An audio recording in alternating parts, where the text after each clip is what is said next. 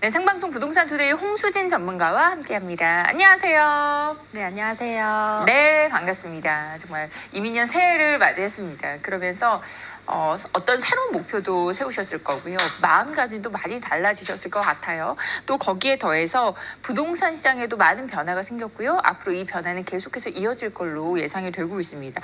그리고 오늘 그 중에서도 시청자분들이 계속해서 변화하는 정책 속에 정말 헷갈린다, 어렵다 느끼시는 게 아무래도 세제 관련된 부분일 것 같아서 세제 관련 법안과 제도를 정리해 주신다고 하네요. 어떤 이야기 해주시나요? 네, 올해도 1월 1일을 기준으로 부동산 세금에 많은 변화가 있었습니다. 그중에서 몇 가지 한번 살펴볼 텐데요. 우선은 고가의 상가 겸용주택 양도소득세 비과세 규정이 변경이 되었습니다. 이 상가 겸용주택이라는 건 우리가 건물을 쓸 때 주택 부분이 있고 또 일부분에 상가로 쓰고 있는 이런 건물들이 있거든요. 이런 건물을 양도를 할 때 기존에는 주택 부분이 상가 부분보다 단 1%라도 크다면 전체를 주택으로 보아서 양도시에 비과세 혜택을 받으실 수가 있었는데요. 올해부터는 그 부분이 변경이 되게 됩니다. 이 주택으로 쓰는 부분만 비과세 혜택을 받으실 수가 있고 이 상가 부분은 비과세 혜택을 받지 못하고 일반과세 적용을 받고요. 또 이 장기보유 특별공제로 30%로 축소가 되는 등 이 규정의 변경이 있습니다. 단 모든 상가 겸용 주택에만 허용이 되는 것이 아니고 이 고가의 상가 겸용 주택 매매 가격이 12억 원 이상 초과하는 경우에만 이 비과세 규정이 변경이 되게 됩니다. 또 두 번째는 1세대 1주택 비과세 적용 대상 주택의 부속 토지 면적 축소 내용인데요.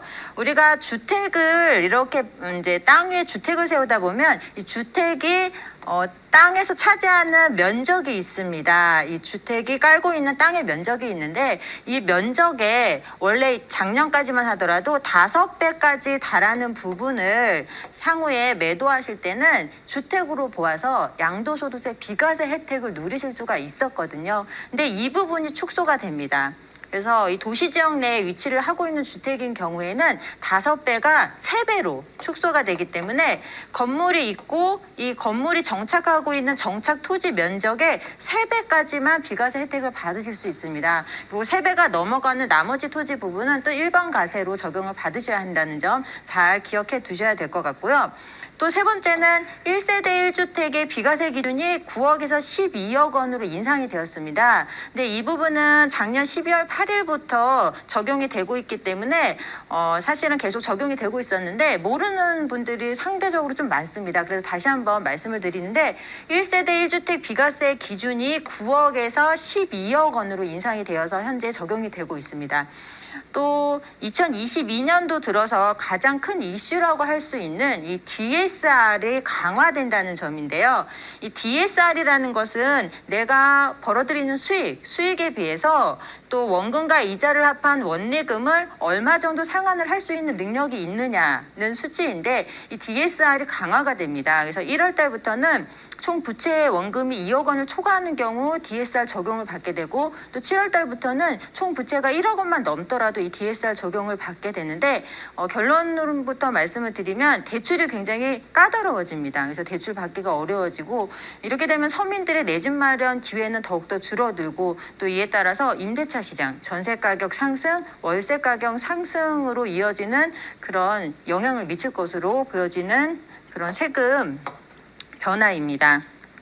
또 이번에는 작년까지 이제 종결이 돼야 되는 어떤 세제 혜택들인데 또 1년에서 3년 정도 연장이 되는 부분들이 있거든요. 그 부분들 한번 말씀을 드리면 이 상가 임대료 인하를 해주는 임대사업 소득자에 대한 세액공제 적용 기간이 연장이 됩니다. 1년 동안 더 앞으로도 연장이 될 것으로 보여지고 또 이 전세 반환 보증금 보험료를 지원하는 사업이 있거든요. 작년까지만 해도 이 전세 반환 보증 보험을 들게 되면 이 보험료의 80%를 지원을 해줬습니다. 근데 이 부분이 올해는 40%까지 축소가 되면서 또 2022년 6월 30일까지 지원하는 사업이 연장이 되게 됐습니다. 또 이 밖에도 또 눈여겨보셔야 되는 건 이 생애 최초로 주택을 구입하시는 분들 이 취득세 감면 혜택이 있는데 이 부분이 또 2023년도까지 2년 더 연장이 되었습니다. 그래서 이 수도권 내에서 주택을 구입하시게 되면 1억 5천 이하의 주택을 구입하실 때는 취득세가 100% 감면이 되고 또 3억 원까지 주택을 구입하실 때는 취득세가 50% 감면이 되는데 이 부분이 2년 더 연장이 되었기 때문에 생애 최초로 주택을 구입하실 계획이 있으신 분들은 확인하시면 좋겠고요.